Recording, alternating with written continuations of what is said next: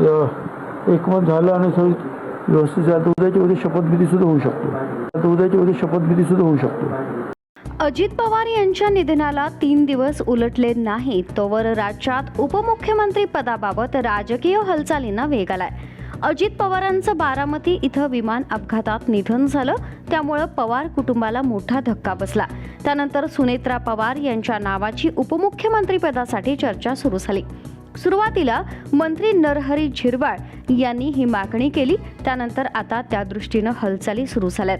आज सकाळी राष्ट्रवादीच्या प्रमुख नेत्यांनी मुख्यमंत्री देवेंद्र फडणवीस यांची भेट घेतली. यात सुनील तटकरे, छगन भुजबळ, प्रफुल्ल पटेल यांचा समावेश होता.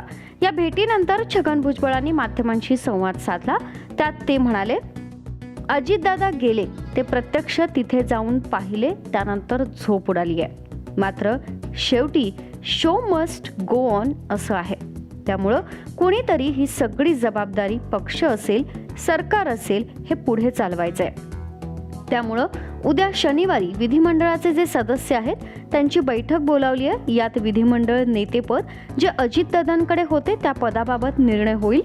तसंच अनेक लोकांच्या सूचना पुढे येत आहेत, त्या योग्य आहेत. सुनेत्रा पवार यांच्याकडे हे पद द्यावे अशी अनेकांची मागणी आहे. ते चूक आहे असं वाटत नाही, ते करायला पाहिजे, पण शेवटी निर्णय हा पक्षाच्या बैठकीत होईल. दोन्ही राष्ट्रवादी एकत्र येण्याबाबत माहीत नाही. सध्या अजित पवारांची राष्ट्रवादी आहे, त्याची कामे पुढे नेण्यावर लक्ष देत आहोत.